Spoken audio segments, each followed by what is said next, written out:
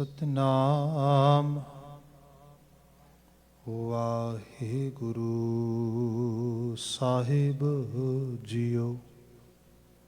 मांझ महला तीजा। अमृत वरसै सहज सुभाए, गुरमुख विरला कोई जन पाए। अमृत वरसै सहज सुभाए, गुरमुख विरला कोई जन पाए। अमृत पी सदा तृप्तासे, कर कृपा तृष्णा बुझावणिया। हाँ वारी जियो वारी, गुरमुख अमृत पियावणिया।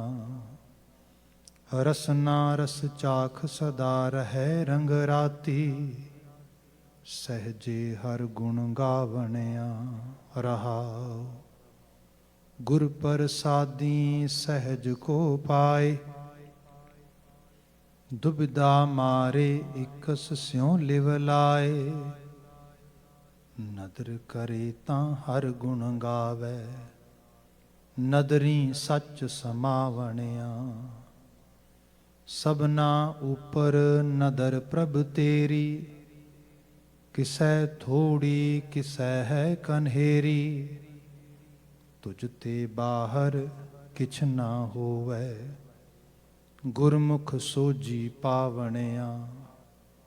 गुरमुख तत् है बिचारा, अमृत भरे तेरे भंडारा।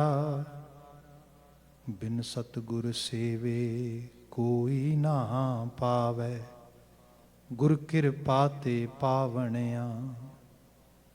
सतगुर सेवै सो जन सो है, अमृत नाम अंतर मन मोहै। अमृत मन तन बाणी रता, अमृत सहज सुनावणिया। मन मुख भूला दूजै पाए खुआए, नाम न लेवै मरै बिख खाए। अन दिन सदा विष्टा महवासा, बिन सेवा जन्म गवावणिया। अमृत पीवै जिसनो आप पियाए, गुर प्रसादी सहज लिव लाए। पूरन पूर रहा सब आपे, गुरमत नदरी आवणिया। आपे आप निरंजन सोई, जिन सिरजी तिने आपे गोई। नानक नाम संभाल सदा तू, सहजे सच समावणिया। आपे आप निरंजन सोई, जिन सिरजी तिने आपे गोई। नानक नाम संभाल सदा तू, सहजे सच समावणिया। वाहिगुरु जी का खालसा, वाहिगुरु जी की फतेह। जुगो जुग अटल शब्द सतगुरु धन धन गुरु ग्रंथ साहिब जी, गुरु पातशाह जी दी अजीम अपार बख्शिश है। शाम समय इस पावन गुरु स्थान ते असी भावें शरीरक रूप विच हाज़रीन हो पाए हाँ, या साडी वर्चुअल संगत हो रही है। एक मालक दा तरसिया। इस समा गुरबाणी व्याख्या दा है। इस विच माज राग इस गुरु स्थान ते जो लड़ीवार विचार करते हैं उहदे चल रही है।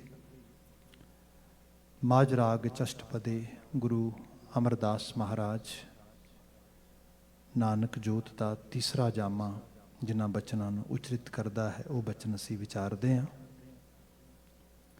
शब्द आप सरवण कर रहे हो, कोई बीते 3 रोज़ तो इस बचन नूं असी पदा बा पदा विचार रहे हैं। रहाओ दे पदे तक सरसरी नज़र पाउंदियां होया 5 ਨੰਬਰ ਬੰਦ ਤੋਂ ਵਿਚਾਰ ਦਾ ਆਗਾਜ਼ ਕਰਾਂਗੇ ਤੇ ਯਤਨ ਹੋਏਗਾ ਰਹਿੰਦੇ 4 ਪਦੇ ਅਸੀਂ ਜੇ ਵਿਚਾਰ ਸਕੀਏ ਤੇ ਜੋ ਮੁੱਖ ਸੁਨੇਹੇ ਦਾ ਬੰਦ ਹੈ। ਗੁਰਦੇਵ ਜ਼ਿਕਰ ਕਰ ਰਹੇ ਨੇ, ਹਉ ਵਾਰੀ ਜਿਉ ਵਾਰੀ ਗੁਰਮੁਖ ਅੰਮ੍ਰਿਤ ਪਿਆਵਣਿਆ। ਅੰਮ੍ਰਿਤ ਸਿੰਪਲ ਟਰਾਂਸਲੇਸ਼ਨ ਅੰਗਰੇਜ਼ੀ ਜ਼ਬਾਨ 'ਚ ਕਰਾਂਗੇ ਨੈਕਟਰ, ਜੇ ਡਿਟੇਲ ਡਿਸਕਸ਼ਨ ਵਿੱਚ ਜਾਵਾਂਗੇ।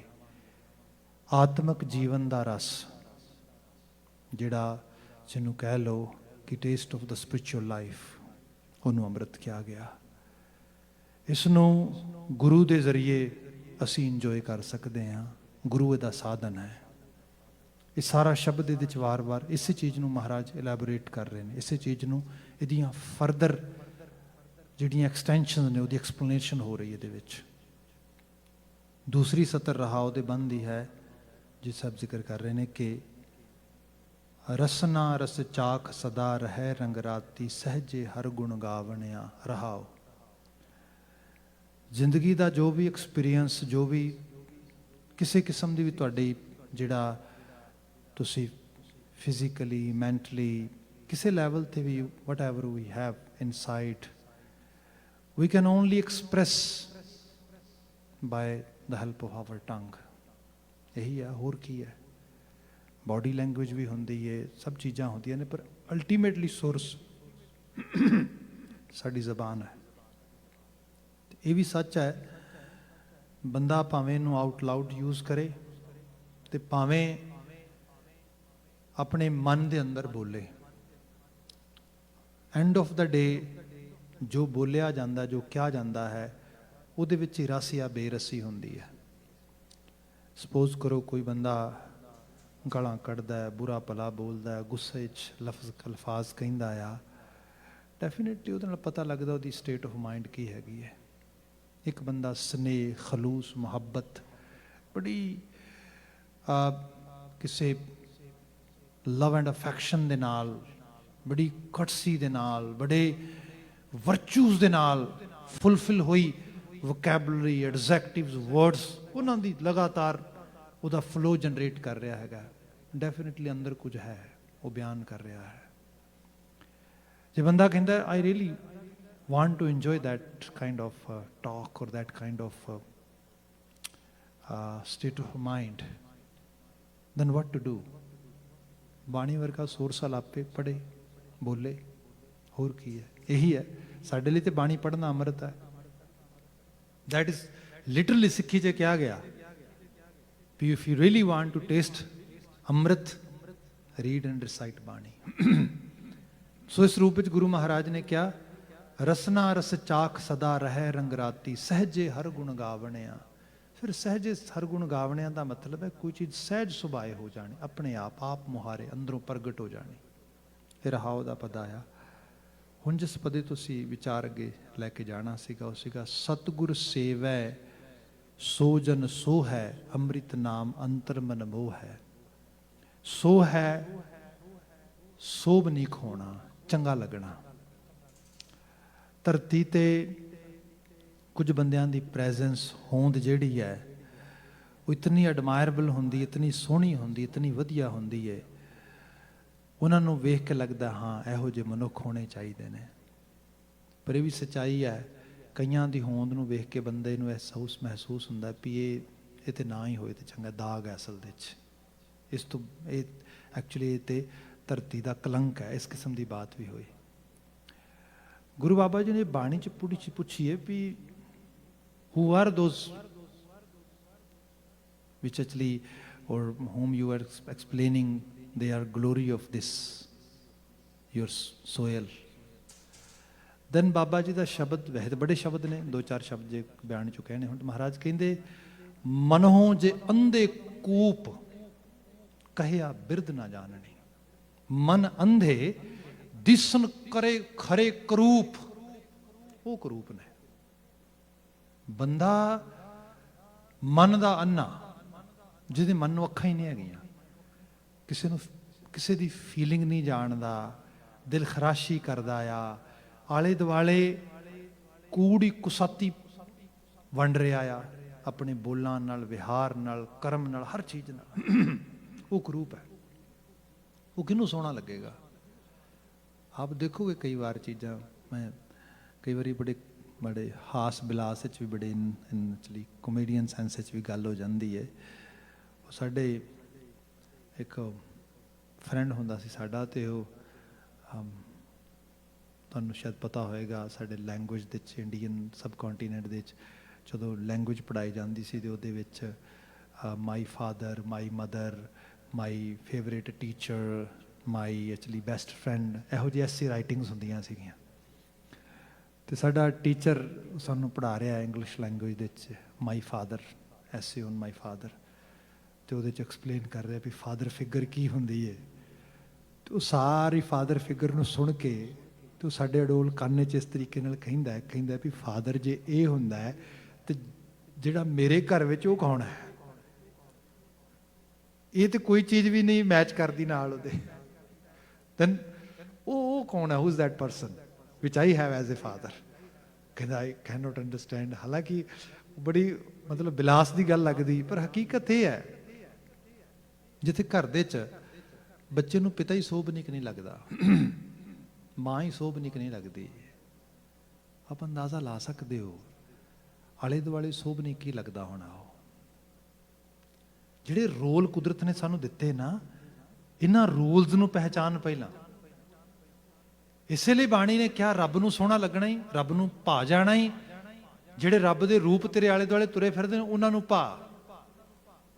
And you know in Indian subcontinent, people what have done under the impression of religious exercises, they try to renounce this world.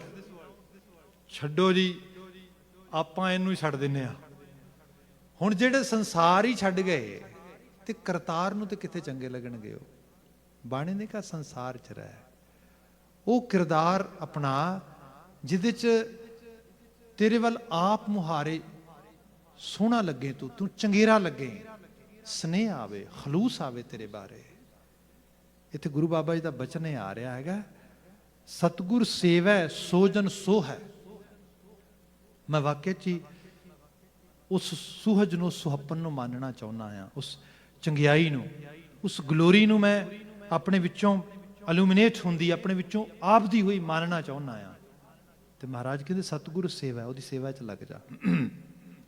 ਤੁਸੀਂ ਦੇਖਿਆ ਹੋਏਗਾ ਜਿਹੜਾ ਦੀਵਾ ਰੌਸ਼ਨੀ ਵਿਖਾਉਣਾ ਚਾਹੁੰਦਾ, ਰੌਸ਼ਨ ਦੇਣਾ ਚਾਹੁੰਦਾ, ਇਹਨੂੰ ਬਲਦਾ ਹੋਇਆ ਦੀਵਾ, ਉਹਨੂੰ ਭਾਈ ਬਲਣਾ ਪੈਂਦਾ ਹੈ, ਕਿਸੇ ਬਲਦੇ ਦੀ ਸੰਗਤ ਕਰਨੀ ਪੈਂਦੀ ਹੈ, ਆਪਣੇ ਵਿੱਚੋਂ ਪ੍ਰਜਵਲਨਾ ਕਰਨੀ ਪੈਂਦੀ ਹੈ, ਫਿਰ ਸੋਭਦਾ ਉਹ। ਗੁਰੂ ਕਾ ਸ਼ਬਦ ਜਿਹੜਾ ਇਹ ਵੀ ਦੀਵਾ ਆ, ਜਿਹਨੂੰ ਸਾਹਿਬ ਨੇ ਬਾਣੀ 'ਚ ਲਿਖਿਆ ਸਤਿਗੁਰ ਸ਼ਬਦ ਉਜਾਰੋ ਦੀਪਾ। ਇਹ ਸਤਿਗੁਰੂ ਸ਼ਬਦ ਹੈ ਤੇ ਉਜਾਰੋ ਦੀਪਾ, ਬਲਦਾ ਦੀਵਾ ਆ। ਤੇ ਇਸ ਉਜਾਰੋ ਦੀਪਾ 'ਚ ਤੂੰ ਆਪਣੇ ਅੰਦਰ ਦੀ ਲੋਹ ਬਾਲਣੀ ਹੈ, ਤਾਂ ਸੋਭਨੀਕ ਲੱਗੇਗਾ। ਸੋ ਇਹਦੀ ਸੇਵਾ 'ਚ ਲੱਗ ਜਾ।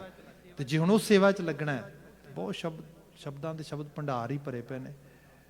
ਸਭ ਕਹਿੰਦੇ ਪੋਥੀ ਪੁਰਾਨ ਕਮਾਈ ਹੈ, ਪੌਵੱਟੀ ਇਤਨ ਪਾਈ ਹੈ, ਸੱਚ ਬੂਝਣ ਆਣ ਜਲਾਈ ਹੈ, ਇਹ ਤੇਲ ਦੀਵਾ ਇਉਂ ਜਲੈ ਐਵੇਂ ਜਾਲ।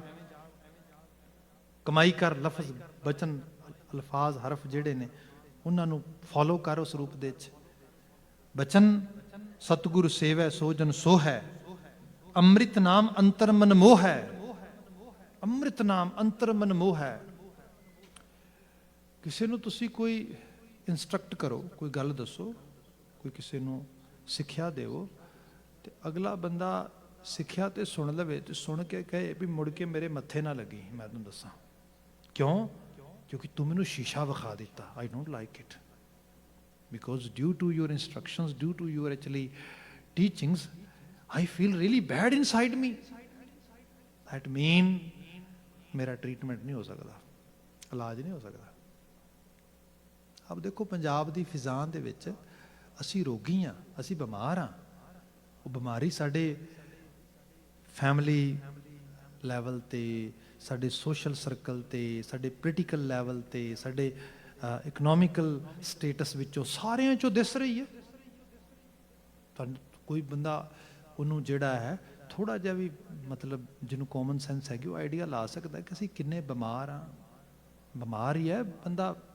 ਸੁਸਾਈਡ ਕਰ ਰਹੇ ਨੇ ਲੋਕ, ਹਾਲਤ ਇਕੋਨਮੀ ਦੀ ਦੇਖੋ ਕੀ ਹਾਲਤ ਆ, ਸੋਸ਼ਲ ਸਟਰਕਚਰ 'ਚ ਕਿਹੋ ਜਿਹੀ ਹਾਲਤ ਬਣ ਗਈ ਹੈ, ਪੋਲੀਟੀਕਲੀ ਕੋਈ ਹਾਲ ਨਹੀਂ, ਤੇ religious institutions, cult, I think it's A very undermined word when we are paying attention toward the institutions. ਮਤਲਬ ਕੋਈ ਲੁਕੀ ਛੁਪੀ ਤੇ ਗੱਲ ਹੈ ਨਹੀਂ, ਹੁਣ ਤਾਂ ਸਭ ਕੁਝ ਜ਼ਾਹਰ, ਜੱਗ ਜ਼ਾਹਰ ਹੈ, ਤੁਹਾਡੇ ਸਾਹਮਣੇ ਹੈ ਸਾਰਾ। ਪਰ ਇਸ ਸਾਰੇ ਦੀ ਜੇ ਵੇਖਿਆ ਜਾਏ ਰੂਟ ਕਾਜ਼ ਕੀ ਹੈ ਭਾਈ? ਰੂਟ ਕਾਜ਼ ਤੁਹਾਡੇ ਸਾਹਮਣੇ ਨਜ਼ਰ ਪਏਗੀ। ਰੂਟ ਕਾਜ਼ ਪਹਿਲੇ ਨੰਬਰ ਤੇ ਡੇਰਾਵਾਦ ਹੈ। ਤੇ ਡੇਰਾਵਾਦ ਦੇ ਜੇ ਉਹਦੀ ਰੂਟ ਕਾਜ਼ ਜਾਓਗੇ ਤੇ ਉਹਦੀ ਰੂਟ ਕਾਜ਼ ਇਹ ਹੈ ਕਿ ਆਪਾਂ ਗੁਰਦੁਆਰਾ ਸਾਹਿਬ ਬੈਠਦੇ ਹਾਂ, ਮੈਂ ਖੁਦ ਸ਼ਬਦ ਪੜ੍ਹਦਾ ਹਾਂ, ਸ਼ਬਦ ਪੜ੍ਹਦਿਆਂ ਅੰਦਰ ਨੂੰ ਹੀ ਕਈ ਵਾਰੀ ਹਲੂਣੇ ਆਉਂਦੇ ਨੇ, ਪੜ੍ਹ ਇਹ ਰਿਹਾ, ਸੁਣਾ ਇਹ ਰਿਹਾ, ਆਪਣੇ ਅੰਦਰ ਦੀ ਦੁਨੀਆ ਵੀ ਵੇਖ। ਸ਼ੀਸ਼ਾ ਹੁੰਦਾ, ਸ਼ੀਸ਼ਾ ਵੇਖ ਕੇ ਡਰ ਵੀ ਲੱਗਦਾ ਵੀ ਉਹ ਬੜੀ ਕਾਲਖ ਲੱਗੀ, ਇੱਥੋਂ ਵੀ ਧੋਣੀ, ਇੱਥੋਂ ਵੀ ਸਾਫ਼ ਕਰਨੀ, ਇੱਥੋਂ ਵੀ। ਤੇ ਸਪੋਜ਼ ਕਰੋ ਜੇ ਸਮਾਜਿਕ ਜੀਵਨ ਦੇ ਵਿੱਚ ਅਸੀਂ ਵਿਚਰ ਰਹੇ ਹਾਂ, ਜਦੋਂ ਗੁਰਬਾਣੀ ਦੇ ਸ਼ਬਦ ਪੜ੍ਹਦੇ ਹਾਂ ਤਾਂ ਗੁਰਬਾਣੀ ਇਹ ਕਹਿੰਦੀ ਆ ਉਹ ਬੰਦੇ ਹੰਕਾਰ ਦੀ ਪੰਡ ਬਣਿਆ ਫਿਰਦਾ। ਜਪਜੀ ਸਾਹਿਬ ਬੰਦਾ ਪੜ੍ਹੇ ਸਵੇਰੇ ਤੇ ਪਹਿਲੇ ਲੈਵਲ ਤੇ ਬੰਦਾ ਕਹੇ, ਬਾਣੀ ਗੁਰੂ ਨਾਨਕ ਸਾਹਿਬ ਕਹਿ ਰਹੇ ਨੇ, ਹੁਕਮ ਰਜ਼ਾਈ ਚੱਲਣਾ ਨਾਨਕ ਲਿਖਿਆ, ਨਾਲ ਰੱਬ ਦੇ ਹੁਕਮ ਵਿੱਚ ਰਾਜ਼ੀ ਰਹਿਣ ਦੀ ਜਾਤ ਸਿੱਖ ਤੇਰੇ ਨਾਲ ਲਿਖ ਕੇ ਆਇਆ, ਇਹ ਆਰਡਰ ਹੈ ਕਰਤਾਰੀ ਉਸ ਨਿਜ਼ਾਮ ਦਾ। ਠੀਕ ਹੈ ਬਾਬਾ ਜੀ ਤੁਹਾਡੀ ਗੱਲ, ਪਰ ਮੈਨੂੰ ਤਾਂ ਨਾ ਹੁਕਮ ਦੀ ਸਮਝ ਆ ਤੇ ਨਾ ਹੁਕਮ ਦਾ ਪਤਾ ਆ, ਸੋ ਆਈ ਐਮ ਐਕਸੈਪਸ਼ਨਲ। ਆਪਾਂ ਤੇ ਬਚ ਗਏ ਨਾ, ਵੀ ਹੁਕਮ ਦਾ ਪਤਾ ਹੋਏਗਾ ਤੇ ਫੋਲੋ ਕਰਾਂਗੇ, ਆਪਾਂ ਨੂੰ ਤੇ ਇੰਨੀ ਸਮਝ ਹੀ ਨਹੀਂ ਹੈਗੀ, ਇਸ ਕਰਕੇ ਆਪਾਂ ਇਨੋਸੈਂਟ ਕਾਰਡ ਪਲੇ ਕਰੀਏ and we are totally out of that process. ਪਰ ਬਾਬਾ ਜੀ ਐਵੇਂ ਛੱਡਦੇ ਨਹੀਂ ਨਾ। ਬਾਬਾ ਨਾਨਕ ਜੀ ਕਹਿੰਦੇ ਨਹੀਂ ਛੱਡਾਂਗਾ ਥੋੜਾ, ਬੱਚੇ ਤੈਨੂੰ ਹੁਕਮ ਸਮਝਾਉਣਾ ਹੈ। ਹੁਕਮ ਸ਼ੁਰੂ ਹੋ ਗਿਆ, ਹੁਕਮੀ ਹੋਵਨ ਆਕਾਰ ਹੁਕਮ ਨਾ ਕਹਿਆ ਜਾਈ। ਬੰਦਾ ਲਾਈਨਾਂ ਪੜ੍ਹੀ ਜਾਏ, ਪੰਕਤੀਆਂ ਪੜ੍ਹੇ, ਹੁਕਮੀ ਹੋਵਨ ਆਕਾਰ ਹੁਕਮ ਨਾ ਕਹਿਆ ਜਾਈ, ਹੁਕਮੀ ਹੋਵਨ ਜੀ ਹੁਕਮ ਮਿਲੇ ਵਡਿਆਈ। ਕਈ ਜੇ ਆਪਣੇ ਮਨ ਮੰਡਲ ਦੇ ਬਾਬਾ it's too complex, again I am not getting anything, that's good, it's blessing, I am totally actually, ਮੈਂ ਤੇ ਬਚ ਗਿਆ ਸਾਰੇ ਤੋਂ, ਮੈਨੂੰ ਤੇ ਫੋਲੋ ਕਰਨ ਦੀ ਲੋੜ ਨਹੀਂ ਹੈਗੀ। ਪਰ ਬਾਬਾ ਜੀ ਛੱਡਦੇ ਨਹੀਂ। ਜੋ ਅਸੀਂ ਲਾਸਟ ਤੇ ਆਉਂਦੇ ਨਾ ਇਸੇ ਪੌੜੀ ਨੂੰ ਪੜ੍ਹਦੇ, ਬਾਬਾ ਜੀ ਸਿੱਧੀ ਤੌਰ ਤੇ ਗੱਲ ਕਰਦੇ, ਨਾਨਕ ਹੁਕਮੈ ਜੇ ਬੁਝੈ ਤਾਂ ਹਉਮੈ ਕਹੈ ਨਾ ਕੋਈ। ਜਦੋਂ ਹੁਕਮ ਦੀ ਬੁਝਾਰਤ ਬੁਝਣੀ ਸ਼ੁਰੂ ਹੋਏਗੀ ਨਾ, ਉਹਦੀ ਨਿਸ਼ਾਨੀ ਇਹ ਹੋਏਗੀ, ਹਉਮੈ ਕਹੈ ਨਾ ਕੋਏ। ਦੂਰੋਂ ਆਵਾਜ਼ ਮਾਰ ਕੇ ਵਜੇ ਕੋਈ ਕਹਿੰਦਾ ਨਾ ਵੀ ਤੂੰ ਹੰਕਾਰੀ ਹੈ, mean I have to work on my persona, I have to work on myself, ਮੈਂ ਹੁਕਮ ਤੋਂ ਦੂਰ ਹਾਂ। ਲੈ ਬੜੀ ਸਿੰਪਲ ਐਕਸਪਲੇਨੇਸ਼ਨ ਹੈਗੀ ਹੈ। ਵਧਿਆ ਹੋਇਆ ਹੰਕਾਰ ਹੀ ਮਾਰ ਰਿਹਾ। ਹੰਕਾਰ ਇਹ ਕਹਿੰਦਾ ਵੀ I know everything, you don't have to tell me. ਹੰਕਾਰ ਇਹ ਕਹਿੰਦਾ ਵੀ no I why would I be actually learner, ਜਦੋਂ ਮੈਨੂੰ ਪਤਾ ਆ ਸਾਰਾ ਕੁਝ, ਮੈਂ ਲਰਨ ਕਿਉਂ ਕਰਾਂ ਭਾਈ? ਤੇ ਸਿੱਖ ਕਿਵੇਂ ਬਣਾਂਗਾ ਫਿਰ ਤੇ ਸਿੱਖੀ ਨਾ ਆਵੇਗੀ।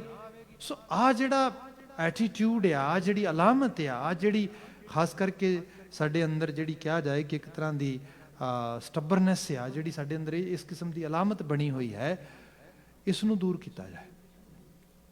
ਜਿਹੜੇ ਲੋਕ ਇਹਨੂੰ ਪ੍ਰਮੋਟ ਕਰਦੇ ਨੇ, ਸਾਡੀ ਜਿਹੜਾ ਸਾਡਾ ਉਹ ਲੈਵਲ ਆ ਹੰਕਾਰ ਦਾ, ਉਹਨੂੰ ਪੱਠੇ ਪਾਉਂਦੇ ਨੇ, ਸਾਨੂੰ ਚੰਗੇ ਲੱਗਦੇ ਨੇ। ਉਹ ਫਿਰ ਉਸੇ ਲੈਵਲ ਦੇ ਉੱਤੇ ਡੇਰਾਵਾਦ ਇੱਥੋਂ ਹੀ ਫੈਲਿਆ ਸੁਸਾਇਟੀ ਦੇ ਵਿੱਚ, ਕਿਉਂਕਿ ਆਪਸੀ ਸਾਂਝ ਬਣ ਗਈ। ਅਦਰਵਾਈਜ਼ ਜੇ ਬੰਦੇ ਦੇ ਔਗਣਾਂ ਨੂੰ ਦੂਰ ਕਰਨ ਵਾਸਤੇ ਗੁਰਬਾਣੀ ਤੋਂ ਵਧੀਆ ਸੋਰਸ ਕਿਹੜਾ ਹੋਏਗਾ? ਜਦੋਂ ਗੁਰੂ ਮਹਾਰਾਜ ਇਹਨਾਂ ਚੀਜ਼ਾਂ ਨੂੰ ਦੂਰ ਕਰਦੇ, ਮਨੁੱਖ ਦੇ ਵਿੱਚ ਇੱਕ ਟਰੂਥਫੁਲਨੈਸ, ਇੱਕ ਸਚਿਆਰਤਾ ਆਉਂਦੀ, ਜੀਵਨ ਆਪਣੇ ਆਪ ਭਲੇ ਪਾਸੇ ਤੁਰੇਗਾ। ਇੱਥੇ ਮਹਾਰਾਜ ਕਹਿੰਦੇ, ਜਿਹੜਾ ਅੰਮ੍ਰਿਤ ਨਾਮ ਅੰਤਰ ਮਨ ਮੋਹ ਹੈ, ਇਹ ਅੰਮ੍ਰਿਤ ਨਾਮ ਆ। ਜਦੋਂ ਕੋਈ ਹਿਦਾਇਤ ਕਰਦਾ ਆ, ਬੰਦੇ ਕਾਮ ਕ੍ਰੋਧ ਕਾਇਆ ਕੋ ਗੱਲ ਹੈ, ਜੋ ਕੰਚਨ ਸੁਹਾਗਾ ਢਾਲ ਹੈ, ਬਾਚੇ ਦੇ ਤੋਂ। ਇਹ ਅਲਾਮਤ ਆ ਜਿਹੜਾ ਹੈਗਾ, ਤੇਰੇ ਅੰਦਰ ਵੈਰ ਵਿਰੋਧਤਾ ਨਹੀਂ ਹੋਣੀ ਚਾਹੀਦੀ। ਪ੍ਰਾਣੀ ਕਿਆ ਤੇਰਾ ਕਿਆ ਮੇਰਾ, ਕਿਸ ਮੇਰ ਤੇਰ ਚ ਪਿਆ, ਤਰਵਰ ਪੰਖ ਬਸੇਰਾ। ਇੱਥੇ ਤੇ ਰਾਤ ਦਾ ਵਸੇਬਾ ਹੈ ਸਾਰੇ ਦਾ ਸਾਰਾ। ਛਾੜ ਵਿਡਾਨੀ ਤਾਤ ਮੂੜੇ, ਇਹਾਂ ਬਸਣਾ ਰਾਤ ਮੂੜੇ। ਇੱਕ ਰਾਤ ਦਾ ਤੇ ਵਸੇਬਾ ਸਾਰਾ। ਇਹੋ ਜਿਹੇ ਬਚਨ ਬੰਦਾ ਕਹਿੰਦਾ ਕਿਹੋ ਜਿਹੀਆਂ ਗੱਲਾਂ ਕਰਦੇ ਹੋ, ਕੋਈ ਇਹਨਾਂ ਚੀਜ਼ਾਂ ਬਾਹਰ ਨਿਕਲ। ਗੱਲਾਂ ਕਰੋ ਵਡਿਆਉਣ ਦੀਆਂ, ਕਿਸੇ ਨੂੰ ਸਲਾਉਣ ਦੀਆਂ, ਕਿਸੇ ਹੋਰ ਇਹ ਉਪਰੀ ਦੁਨੀਆ ਦੀਆਂ, ਕਿਸੇ ਸਵਰਗ ਦੇਸ਼ ਦੀਆਂ, ਕਿਤੇ ਇਹੋ ਜਿਹੀਆਂ ਪਹੇਲੀਆਂ ਪਾਓ ਇਸ ਕਿਸਮ ਦੀਆਂ। ਫਿਰ ਇਹੋ ਜਿਹੀਆਂ ਚੀਜ਼ਾਂ ਜਿਹਨੂੰ ਅੰਮ੍ਰਿਤ ਲੱਗਣਗੀਆਂ, ਇਹੋ ਜਿਹੀਆਂ ਚੀਜ਼ਾਂ ਤੇ ਹਜ਼ਾਰਾਂ ਸਾਲਾਂ ਤੋਂ ਲੋਕੀ ਸੁਣਦੇ ਵੀ ਰਹੇ, ਸੁਣਾਉਂਦੇ ਵੀ ਰਹੇ। ਸਾਰੇ ਵੈਦਿਕ ਗ੍ਰੰਥ ਇਹਦੇ ਨਾਲ ਭਰੇ ਨੇ, ਕਿਤਾਬੀ ਗ੍ਰੰਥ ਇਹਦੇ ਨਾਲ ਭਰੇ ਨੇ।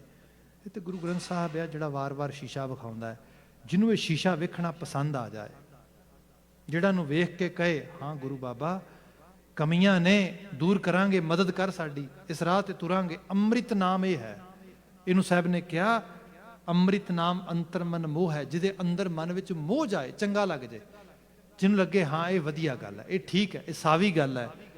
ਅਗਲਾ ਬਚਨ ਲਿਖਿਆ ਅੰਮ੍ਰਿਤ ਮਨ ਤਨ ਬਾਣੀ ਰੱਤਾ, ਅੰਮ੍ਰਿਤ ਸਹਿਜ ਸੁਣਾਵਣਿਆ। ਅੰਮ੍ਰਿਤ ਮਨ ਤਨ ਬਾਣੀ ਰੱਤਾ, ਮਨ ਕਰਕੇ ਤਨ ਕਰਕੇ ਅੰਮ੍ਰਿਤਮਈ ਬਾਣੀ ਵਿੱਚ ਰਤ ਜਾਣਾ। ਬੋਲ ਬਾਣੀ ਬੰਦੇ ਦੀ ਗੁਸਤਾਖੀ ਲਈ ਫਿਰ ਮਾਫੀ ਮੰਗਣਾ ਆ।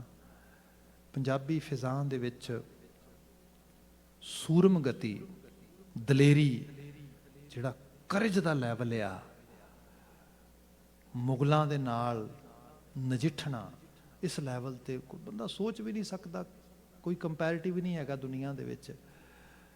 ਪਰ ਉਸ ਸਭ ਦੇ ਵਿੱਚ ਇਹ ਹੈ ਵੀ ਜਿਹੜਾ ਬੰਦਾ ਲੜਾਕਾ ਆ, ਬਾਹਰ ਲੜਦਾ ਆ, ਘਰ ਕੀ ਕਰੇਗਾ? ਘਰ ਵੀ ਲੜੇਗਾ। ਇਹ ਰਿਐਲਿਟੀ ਹੈ। ਜਿਹੜਾ ਬੰਦਾ ਬਾਹਰ ਲੜੇਗਾ ਘਰ ਵੀ ਲੜੇਗਾ। ਕੋਈ ਸੁਭਾਅ ਲੜਨ ਵਾਲਾ ਬਣ ਗਿਆ, ਤੇ ਜੇ ਬਾਹਰ ਲੜਦਾ ਤੇ ਘਰ ਵੀ ਲੜੇਗਾ, ਤੇ ਫਿਰ ਉਹ ਕੁਛ ਨਾ ਸਵਾਰ ਸਕੇਗਾ। ਹੋਵੇ ਫਿਰ ਉਹ ਬਰਬਾਦੀ ਕਰੇਗਾ, ਤਬਾਹੀ ਕਰੇਗਾ। ਬੰਦਾ ਲੜੇ ਕਿਸੇ ਪ੍ਰਿੰਸੀਪਲ ਤੇ, ਕਿਸੇ ਆਈਡੀਅਲ ਤੇ, ਉਹ ਇਸ ਕਿਸਮ ਦੀ ਦਲੇਰੀ ਚ ਆਵੇ, ਇਹ ਬੜਾ ਔਖਾ ਕਾਰਜ ਆ। ਗੁਰੂ ਬਾਬਾ ਜੀ ਨੇ ਉਸ ਲੈਵਲ ਤੇ ਲਿਆਂਦਾ। ਤੇ ਇਹਦੇ ਲਈ ਤੁਸੀਂ ਦੇਖੋਗੇ ਜਦੋਂ ਬੰਦਾ ਥੋੜਾ ਜਿਹਾ ਅਖੜ ਹੁੰਦਾ ਆ, ਲੜਾਕਾ ਹੁੰਦਾ ਆ, ਤੇ ਉਹਦੀ ਸਭ ਤੋਂ ਪਹਿਲੀ ਪਹਿਚਾਣ ਉਹਦੀ ਬੋਲ ਬਾਣੀ ਦੱਸਦੀ ਹੈ। ਬੋਲ ਬਾਣੀ ਦੇ ਵਿੱਚ ਜਦੋਂ ਬੰਦੇ ਨੇ ਹਰ ਵਕਤ ਔਖੇ ਬੋਲ ਹੀ ਬੋਲਣੇ ਨੇ, ਗਾਲਾਂ ਹੀ ਕੱਢਣੀਆਂ ਨੇ, ਇਹੋ ਜਿਹੇ ਮਤਲਬ ਅਲਫਾਜ਼ਾਂ ਦਾ ਇਸਤੇਮਾਲ ਕਰਨਾ ਆ, ਘਰ ਦਾ ਮਾਹੌਲ ਕੈਸਾ ਹੋਏਗਾ? ਮੈਂ ਮਾਫੀ ਮੰਗਾਂਗਾ,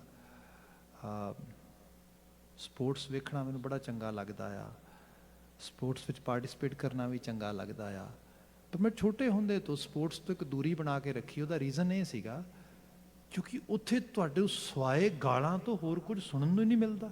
ਕੀ ਕਰੋਗੇ? ਮਤਲਬ ਇਹ ਕਿਉਂਕਿ ਫਿਜ਼ੀਕਲ ਐਕਟ ਆ, ਫਿਜ਼ੀਕਲ ਜ਼ੋਰ ਲੱਗ ਰਿਹਾ, ਅਗਰੈਸ਼ਨ ਆ, ਉਸ ਅਗਰੈਸ਼ਨ ਨੂੰ ਜਦੋਂ ਵਰਡਸ ਵਿੱਚ ਪਾਉਣਾ ਹੈ ਤੇ ਗਾਲਾਂ ਪਾਉਣੀਆਂ। ਪੰਜਾਬੀ ਫਿਜ਼ਾਂ ਦੇ ਵਿੱਚ ਇਹ ਆਮ ਹਾਲਤ ਆ। ਅੱਜ ਵੀ ਤੁਸੀਂ ਦੇਖੋ, ਸਾਡਾ ਕਿਤੇ ਵੀ 2-4 ਬੰਦੇ ਬੈਠ ਕੇ ਕਿਸੇ ਇੱਕ ਪਾਸੇ ਨੂੰ ਚੰਗੀ ਤਰ੍ਹਾਂ ਕਿਉਂ ਨਹੀਂ ਤੁਰ ਪਾਉਂਦੇ? ਕਿਉਂਕਿ ਮਾੜੀ ਜੀ ਗੱਲ ਹੁੰਦੀ ਹੈ, ਜਿਹੜਾ ਅਗਰੈਸ਼ਨ ਹੈ ਲਫ਼ਜ਼ਾਂ ਦੇ ਵਿੱਚ ਸਵੇਰਿੰਗ ਤੇ ਆ ਜਾਂਦਾ, ਗਾਲਾਂ ਤੇ ਆ ਜਾਂਦਾ। ਇਸ ਨੂੰ ਕਿਵੇਂ ਨਜਿੱਠਾਂਗੇ? ਸਾਡਾ ਇਤਨਾ ਲਿਟਰੇਚਰ ਭਰਿਆ ਪਿਆ ਗੁਰੂ ਗ੍ਰੰਥ ਸਾਹਿਬ ਦੀ ਬਾਣੀ ਤੋਂ ਬਾਅਦ ਦਾ। ਤੁਸੀਂ ਬਹੁਤ ਸਾਰਾ ਹੋਰ ਆਲੇ ਦੁਆਲੇ ਦਾ ਲਿਟਰੇਚਰ ਪੜ੍ਹਦੇ ਹੋ ਜਾਂ ਦੇਖਦੇ ਹੋ। ਤੁਸੀਂ ਉਹਨਾਂ ਸੂਰਮਿਆਂ ਦੀ ਹਾਲਤ ਦੇਖੋ ਜਿਹੜੇ ਮੈਦਾਨੇ ਜੰਗ 'ਚ ਲੜ ਰਹੇ ਨੇ, ਬਾਣੀ ਆਲਾਪ ਰਹੇ ਨੇ, ਬਾਣੀ ਪੜ੍ਹ ਰਹੇ ਨੇ, ਉਹੋ ਜਿਹੀਆਂ ਨਜ਼ਮਾਂ ਤੇ ਕਵਿਤਾਵਾਂ, ਲਫ਼ਜ਼ ਅਲਫਾਜ਼ ਪੜ੍ਹ ਰਹੇ ਨੇ ਜਿਹੜੇ ਅੰਦਰ ਨੂੰ ਸਕੂਨ ਦੇ ਰਹੇ ਤੇ ਸਕੂਨ ਹੀ ਵੰਡ ਰਹੇ ਨੇ ਚਾਰ ਚੁਫੇਰੇ। ਇਹ ਹੈ ਰੀਅਲ ਲੈਵਲ ਦੀ ਇੱਕ, ਜਿਹਨੂੰ ਕਿਹਾ ਜਾਏ ਵਾਰੀਅਰਸ ਦੀ ਜਿਹੜੀ ਹੈ ਸਟੇਬਿਲਿਟੀ, ਅੰਦਰ ਦੀ ਸਟੇਬਲ ਕੰਡੀਸ਼ਨ। ਇਹਦੇ ਵਾਸਤੇ ਬਾਣੀ ਦਾ ਬਚਨ ਪੜ੍ਹੀਏ ਤੇ ਬਾਣੀ ਕਹਿੰਦੀ ਹੈ ਜੋ ਪਾਈਐ ਭਾਂਡੇ ਵਿੱਚ ਵਸਤ ਸਾਹ ਨਿਕਲੈ। ਇਹ ਸਾਡਾ ਅੰਦਰ ਭਾਂਡਾ ਆ। ਕੁਦਰਤ ਨੇ ਨਿਜ਼ਾਮ ਦੇਖੋ ਕਿਵੇਂ ਬਣਾਇਆ। ਮੂੰਹ ਬੋਲਣ ਵਾਸਤੇ ਲਗਾਇਆ, ਬੋਲਣ ਲਈ ਜਿਹੜਾ ਇੰਦਰਾ ਸਾਨੂੰ ਕਾਰਗਰ ਹੈਗਾ ਉਹ ਹੈਗੀ ਜੀਭ, ਤੇ ਜੀਭ ਨੂੰ ਮਲਟੀਪਲ ਕੰਮ ਦਿੱਤੇ ਨੇ। ਜੀਭ ਦਾ ਵੱਡਾ ਕੰਮ ਤੇ ਸਾਡੇ ਗਰਾਸ ਨੂੰ ਹਰ ਵਕਤ ਮਦਦ ਕਰਨੀ ਹੈਗੀ ਹੈ। ਜਿਹੜਾ ਸਾਡਾ ਸਲਾਈਵਾ ਆ, ਜੀਭ ਦੇ ਆਲੇ ਦੁਆਲੇ ਘੁੰਮਦਾ ਸਾਰਾ। ਫਿਰ ਟੇਸਟ ਕਰਨਾ, ਟੇਸਟ ਬਡਸ ਨੇ, ਖਾਣਾ ਪੀਣਾ। ਕੱਲਾ ਟੇਸਟ ਖਾਣ ਲੱਗੇ ਨਹੀਂ, ਆਫਟਰ ਟੇਸਟ ਵੀ ਜੀਭ ਹੀ ਸਾਰਾ ਕਰਦੀ ਹੈ। ਸਭ ਜੀਭ ਨਾਲ ਹੀ ਸਭ ਚੱਲ ਰਹੀਆਂ ਚੀਜ਼ਾਂ ਉਸ ਰੂਪ ਦੇ। ਮਲਟੀਪਲ ਟਾਸਕ ਦਿੱਤੇ। ਫਿਰ ਇਹਨੂੰ ਇੱਕ ਟਾਸਕ ਬੋਲਣਾ ਵੀ ਦਿੱਤਾ ਆ। ਮਤਲਬ ਇਸ ਇਹਦੇ ਕਿੰਦਰੇ ਨੂੰ ਇੰਨੇ ਟਾਸਕ ਦੇ 'ਚ ਇੱਕ ਟਾਸਕ ਇਹ ਵੀ ਇੱਕ ਛੋਟਾ ਜਿਹਾ ਕੰਮ ਤੇਰਾ ਇਹ ਵੀ ਹੈਗਾ। ਪਰ 2 ਇੰਦਰੇ ਐਸੇ ਨੇ, ਕੰਨ ਜਿਨ੍ਹਾਂ ਦਾ ਕੋਈ ਹੋਰ ਕੰਮ ਨਹੀਂ ਸਿਵਾਏ ਸੁਣਨ ਤੋਂ, 2। ਫਿਰ ਇਹ ਹੈ ਜੀਭ ਨੂੰ ਤੇ ਐਫਰਟ ਪਾਣੀ ਪਏਗੀ ਨਾ ਬੋਲਣ ਵਾਸਤੇ, ਥੋੜਾ ਮਤਲਬ ਹਵਾ ਦਾ ਇਸਤੇਮਾਲ ਕਰਨਾ ਪਏਗਾ। ਅੱਖਾਂ ਨੂੰ ਵੇਖਣ ਵਾਸਤੇ ਅੱਖਾਂ ਖੋਲਣੀਆਂ ਪੈਣਗੀਆਂ ਇਸ ਤਰੀਕੇ ਦੇ ਨਾਲ। ਨਾਸਕਾਂ ਨੂੰ ਕਿਸੇ ਚੀਜ਼ ਨੂੰ ਸਮੈਲ ਕਰਨ ਵਾਸਤੇ ਐਟਲੀਸਟ ਜਿਹੜੀ ਏਅਰ ਆ ਇਨਹੇਲ ਕਰਨੀ ਪਏਗੀ। ਕੰਨਾਂ ਨੂੰ ਕੁਝ ਵੀ ਕਰਨ ਦੀ ਲੋੜ ਨਹੀਂ ਹੈ। They are 24/7 open, they are present. ਜੋ ਚੀਜ਼ ਆਲੇ ਦੁਆਲੇ ਵਾਪਰ ਰਹੀ ਹੈ ਸਾਊਂਡ ਦੇ ਰੂਪ ਦੇ ਵਿੱਚ, ਧੁਨ ਦੇ ਰੂਪ ਦੇ ਵਿੱਚ, ਉਹਨਾਂ ਨੇ ਗ੍ਰੈਬ ਕਰਨੀ, ਆਪਣੇ ਆਪ ਚਲੀ ਜਾਣੀ ਅੰਦਰ। ਨਾ ਵੀ ਚਾਹਣਗੇ, ਜੇ ਰੋਕਣਾ ਤੇ ਬੰਦ ਕਰਨਾ ਪਏਗਾ। ਬੰਦ ਕੀਤੀਆਂ ਵੀ ਇੱਕ ਸਰਟਨ ਲੈਵਲ ਦੀ ਆਵਾਜ਼ ਆਉਂਦੀ ਰਹੇਗੀ। ਇਹਦਾ ਮਤਲਬ ਕੀ ਹੈ? ਦਾਨੇ ਲੋਕਾਂ ਨੇ ਕਿਹਾ ਆ ਕੰਨਾਂ ਦੇ ਵਿੱਚ ਚੀਜ਼ ਆਪਣੇ ਆਪ ਪੈ ਰਹੀ ਹੈ, ਪੈ ਗਈ। ਦੋ ਨੇ, ਇਹਦਾ ਮਾਇਨਾ ਇਹ ਹੈ ਵੱਧ ਸੁਣੋ ਘੱਟ ਬੋਲੋ। ਫਿਰ ਵੱਧ ਨਾ ਕੱਲਾ ਸੁਣੋ, ਵਾਜਬ ਸੁਣੋ, ਚੰਗੇਰਾ ਸੁਣੋ, ਸਹੀ ਸੁਣੋ। ਜਿਹੜਾ ਬੰਦਾ ਸੁਬਾਹ ਤੋਂ ਸ਼ਾਮ ਤੱਕ ਕੂੜ ਕਬਾੜ ਹੀ ਸੁਣੇਗਾ, ਗਾਲਾਂ ਹੀ ਸੁਣੇਗਾ, ਇਹੋ ਜਿਹਾ ਆਲਾ ਦੁਆਲਾ ਹੀ ਸੁਣਦਾ ਰਹੇਗਾ, ਮੂੰਹ ਤੋਂ ਕੀ ਬੋਲੇਗਾ? ਜੋ ਚੀਜ਼ ਕੰਨਾਂ ਵਿੱਚ ਪਾਓਗੇ ਇਸ ਭਾਂਡੇ ਚੋਂ ਹੀ ਬਾਹਰ ਨਿਕਲੇਗੀ। ਕਹਿੰਦੇ ਨੇ ਬੰਦੇ ਦਾ ਜਿਹੜਾ ਕਿਰਦਾਰ ਆ ਇਹ ਸੁਰਾਹੀ ਦੀ ਤਰ੍ਹਾਂ ਆ, ਜਿਹਨੂੰ ਅਸੀਂ ਅੱਜ ਦੀ ਲੈਂਗੁਏਜ 'ਚ ਕਹੀਏ ਤੇ ਕਾਈਂਡ ਆਫ ਜਿਵੇਂ ਕੇਟਲੀ ਹੁੰਦੀ ਹੈ। ਤੇ ਕੇਟਲੀ ਤੁਸੀਂ ਦੇਖਿਆ ਹੋਏਗਾ ਉਹਦੇ ਦੋ ਸੁਰਾਖ ਹੁੰਦੇ ਨੇ। ਇੱਕ ਹੁੰਦਾ ਮੋਕਲਾ, ਮਤਲਬ ਜਿਹੜਾ ਵਾਈਡ ਚੌੜਾ, ਉਹਦੇ 'ਚ ਚੀਜ਼ ਪਾਈ ਜਾਂਦੀ ਹੈ। ਇੱਕ ਹੁੰਦਾ ਛੋਟਾ ਨੈਰੋ, ਜਿਹਦੇ 'ਚੋਂ ਚੀਜ਼ ਕੱਢੀ ਜਾਂਦੀ ਹੈ। ਜੇ ਵਾਈਡ ਵਾਲੇ 'ਚ ਪਾਓਗੇ ਤਾਂ ਨੈਰੋ ਵਾਲੇ ਵਿੱਚੋਂ ਹੌਲੀ ਹੌਲੀ ਨਿਕਲੇਗਾ, ਤੇ ਜਿਹੜਾ ਨੈਰੋ ਵਾਲਾ ਹੌਲੀ ਹੌਲੀ ਜਿਸ 'ਚੋਂ ਨਿਕਲਦਾ ਆ ਉਹ ਥੋੜ੍ਹਾ ਥੋੜ੍ਹਾ ਕੱਢਦਿਆਂ ਵੀ ਸੁਰਾਹੀ ਖਾਲੀ ਹੋ ਜਾਂਦੀ ਹੈ, ਕੇਟਲੀ ਖਾਲੀ ਹੋ ਜਾਂਦੀ ਹੈ। ਐਗਜ਼ੈਕਟਲੀ ਮੂੰਹ ਦੇ ਵਿੱਚੋਂ ਤੇ ਬੋਲਣਾ ਆ, ਪਰ ਉਹ 'ਚ ਬੋਲਣ ਤੋਂ ਪਹਿਲਾਂ ਕੰਨਾਂ 'ਚ ਪਾਉਣਾ ਪਏਗਾ, ਸੁਣਨਾ ਪਏਗਾ, ਪੜ੍ਹਨਾ ਪਏਗਾ। ਜੇ ਬੰਦਾ ਸੋਰਸ ਆਪਣਾ ਠੀਕ ਨਹੀਂ ਕਰੇਗਾ, source of vocabulary, source of thoughts, source of words, source of terminologies, ਮੂੰਹ ਚੋਂ ਕਿਵੇਂ ਨਿਕਲੇਗਾ? ਗੁਰੂ ਬਾਬਾ ਜੀ ਨੇ ਇੱਥੇ ਬਚਨ ਲਿਖਿਆ, ਮਹਾਰਾਜ ਜ਼ਿਕਰ ਕਰਦੇ, ਅੰਮ੍ਰਿਤ ਮਨ ਤਨ ਬਾਣੀ ਰਤਾ। ਮਨ ਕਰਕੇ ਤਨ ਕਰਕੇ ਅੰਮ੍ਰਿਤ ਦੀ ਬਾਣੀ ਵਿੱਚ ਰਤ ਜਾਣਾ, ਲਗਾਤਾਰ ਸਰੋਤ ਕਰਨੀ, ਲਗਾਤਾਰ ਪੜ੍ਹਨਾ, ਲਗਾਤਾਰ। ਇਸੇ ਲਈ ਬਾਣੀ ਸਾਡੀ ਜੀਵਨ ਜਾਚ ਦਾ ਅਸੈਂਸ਼ੀਅਲ ਪਾਰਟ ਆ। ਨਿਤਨੇਮ ਕਰਨਾ, ਬਾਣੀ ਪੜ੍ਹਨੀ, ਸਹਿਜ ਪਾਠ ਕਰਨੇ, ਅਖੰਡ ਪਾਠਾਂ 'ਚ ਪਾਰਟੀਸਪੇਟ ਕਰਨਾ, ਪੜ੍ਹਨਾ, ਸੁਣਨਾ। ਸਿੱਖੀ ਦੀ ਸਾਰੀ ਇਹਦੇ ਦੁਆਲੇ ਸਾਰੀ ਕਾਰਗੁਜ਼ਾਰੀ ਪਈ ਹੈ। ਇਹਦੇ ਨਾਲ ਜਿੰਨਾ ਆਪਣੀ ਐਸੋਸੀਏਸ਼ਨ ਬਿਲਡ ਕਰੋਗੇ, ਵੱਧ ਕਰੋਗੇ, ਹੌਲੀ ਹੌਲੀ ਬੋਲ ਬਾਣੀ ਬਦਲੇਗੀ, ਹਲਫਾਂ ਲਫ਼ਜ਼ਾਂ ਅਲਫਾਜ਼ਾਂ ਦੀ ਚੋਣ ਬਦਲੇਗੀ। ਮੈਂ ਇੱਥੇ ਨਾ ਬੱਚਿਆਂ ਨੂੰ ਕਾਫੀ ਸਮਾਂ ਪਹਿਲਾਂ ਗੁਰੂ ਗ੍ਰੰਥ ਸਾਹਿਬ ਦਾ ਕੰਟੈਂਟ ਡਿਸਕਸ ਕਰਦਾ ਸੀਗਾ, ਅਤੇ ਉਹ ਡਿਸਕਸ਼ਨ ਦੇ ਵਿੱਚ ਬੱਚਿਆਂ ਨਾਲ ਗੱਲਬਾਤ ਹੋਣੀ, ਅਤੇ ਬੱਚਿਆਂ ਨੇ ਕਹਿਣਾ, ਉਹਨਾਂ ਦੀ ਇੱਕ ਨਾਰਮਲ ਕੰਪਲੇਨ ਸੀਗੀ, I don't want to go gurdwara, I get bored over there. ਮੈਂ ਕਿਹਾ it's a good thing, you know, sometime getting bored is actually nice exercise. ਉਹ ਕਹਿੰਦੇ no Bhai Sahib, you are joking, you know, whatever they are talking, it's actually meaningless for us. Why are you saying meaningless for you? Don't you actually you are able to speak Punjabi, you speak Punjabi, your ਦਾਦਾ ਜੀ, Nana ji, or at house environment? ਉਹ ਕਹਿੰਦੇ ਯਾਰ ਹਾਂ ਬੋਲਦੇ ਹਾਂ, ਸਮਝ ਵੀ ਆਉਂਦੀ ਥੋੜ੍ਹੀ ਬਹੁਤੀ, ਪਰ ਗੁਰਦੁਆਰਾ ਸਾਹਿਬ ਜਾ ਕੇ ਨਹੀਂ ਸਮਝ ਆਉਂਦੀ, ਬਿਲਕੁਲ ਨਹੀਂ ਸਮਝ ਆਉਂਦੀ। ਤੇ ਇੱਕ ਬੱਚੀ ਕਹਿੰਦੀ ਯੂ ਨੋ, ਮੈਂ ਤਾਂ ਆਪਣੀ ਗ੍ਰੈਂਡ ਮਾਂ ਦੇ ਨਾਲ ਜਾਂਦੀ ਹਾਂ ਕਈ ਵਾਰੀ, and some time kirtan is happening in Gurdwara Sahib, and when we are actually driving back to home, that time I have asked so many time to my grand ਮਾਂ ਉਹ ਸ਼ਬਦ ਕੀ ਕਹਿ ਰਿਹਾ ਸੀਗਾ? ਤੇ ਉਹ ਗ੍ਰੈਂਡ ਮਾਂ ਕਹਿੰਦੀ ਮੈਨੂੰ ਨਹੀਂ ਪਤਾ ਪੁੱਤ। If my grandma is not able to grab what was Shabad was saying, how come I can get anything? Bhai Sahab, you know, that's a normal thing. ਫਿਰ ਅਸੀਂ ਉਹਦੇ ਬਾਰੇ ਨਾ ਥੋੜਾ ਇੱਕ ਤਰ੍ਹਾਂ ਦਾ ਉਹਨੂੰ we try to dig down why it's happening. ਉਹਦਾ ਪਤਾ ਇਹ ਲੱਗਾ ਕਿ ਜਿਹੜੀ ਸਭ ਤੋਂ ਔਖੀ ਚੀਜ਼ ਹੈ ਉਹ ਹੈਗੀ ਗਲੋਸਰੀ, ਜਿਹੜੀ ਵੋਕੈਬਲਰੀ ਹੈ, ਵਰਡਸ ਨੇ। ਗੁਰਮਤ ਸਕੂਲ ਦੇ ਵਿੱਚ ਜਿਹਨੂੰ ਅਸੀਂ ਕਹਿੰਦੇ ਨਾ ਬੋਲ ਬਾਲੇ ਸਿੱਖੀ ਦੇ ਚੜ੍ਹਦੀ ਕਲਾ ਆ, ਪਰ ਬੋਲ ਬਾਲੇ ਬੋਲ ਬਾਣੀ ਦੇ ਵਿੱਚੋਂ ਆਉਂਦਾ ਆ। ਜੇ ਤੁਸੀਂ ਗੁਰਬਾਣੀ ਦੀ ਉਸ ਵੋਕੈਬਲਰੀ ਦੇ ਨਾਲ ਹੀ ਫੈਮਿਲੀਅਰ ਨਹੀਂ ਹੈਗੇ, ਹੁਣ ਅੰਮ੍ਰਿਤ ਹੈ, ਸਹਿਜ ਆ, ਬਾਣੀ ਹੈ, ਮੰਨਤਨ ਆ, ਇਹ ਲਫ਼ਜ਼ ਨੇ, ਜੇ ਇਹਨਾਂ ਲਫ਼ਜ਼ਾਂ ਦੇ ਸਾਨੂੰ ਪਤਾ ਨਹੀਂ ਹੈਗਾ, ਅਸੀਂ ਸ਼ਬਦ ਚੁੱਕ ਕੇ ਅੰਡਰਸਟੈਂਡ ਕਰਾਂਗੇ? ਤੇ ਇਹਨਾਂ ਨੂੰ ਸਮਝਣ ਲਈ ਪੜ੍ਹਨਾ ਹੀ ਪਏਗਾ, ਸੁਣਨਾ ਹੀ ਪਏਗਾ, ਇਹਨਾਂ ਦੀ ਡਿਕਸ਼ਨਰੀਜ਼ ਉਹਨਾਂ ਦੇਖਣਾ ਪਏਗਾ, ਕੰਗਰੀਗੇਸ਼ਨ ਵਿੱਚ ਪਾਰਟੀਸਪੇਸ਼ਨ ਹੋਏਗੀ ਤਾਂ ਜਾ ਕੇ ਆਏਗੀ ਚੀਜ਼। ਇਹ ਨਹੀਂ ਹੈਗਾ ਕਿ ਤੁਸੀਂ ਸੋਚੋ, ਸਪੋਜ਼ ਕਰੋ ਸਾਡਾ ਪੂਰਾ ਸੀਜ਼ਨ, ਸਮਰ ਸੀਜ਼ਨ ਜਿਹੜਾ ਹੈਗਾ, ਮੈਂ ਪੜ੍ਹ ਰਿਹਾ ਸੀਗਾ ਕੁਝ ਡਾਟਾ ਕਿ ਇਸ ਸਾਲ ਦਾ ਗ੍ਰੇਨ ਸੀਜ਼ਨ ਬੜਾ ਵਧੀਆ ਲੱਗਾ ਕੈਨੇਡਾ ਦੇ ਵਿੱਚ। ਸਪੋਜ਼ ਕਰੋ ਜਿਹੜਾ ਉਹ ਗ੍ਰੇਨ ਸੀਜ਼ਨ ਲੱਗਾ ਆ, ਕਣਕ ਦੀ ਖਾਸ ਕਰ ਗੱਲ ਹੋ ਰਹੀ, ਵੀਟ ਦੀ ਗੱਲ ਹੋ ਰਹੀ ਹੈ, ਤੇ ਜਿਹੜੀ ਵੀਟ ਆ ਤੇ ਉਹ ਕਿਵੇਂ ਇੰਨੀ ਜ਼ਿਆਦਾ ਜਿਹੜਾ ਹੈਗਾ ਉਹ ਪੈਦਾ ਹੋਈ ਵਧੀਆ, ਕਿਉਂਕਿ ਲਾਸਟ ਜਦੋਂ ਫਾਲ ਸੀਜ਼ਨ ਚੱਲ ਰਿਹਾ ਸੀਗਾ, ਵਿੰਟਰ ਆਉਣ ਤੋਂ ਪਹਿਲਾਂ, ਉਦੋਂ ਕਲਟੀਵੇਸ਼ਨ ਹੋ ਰਹੀ ਸੀ।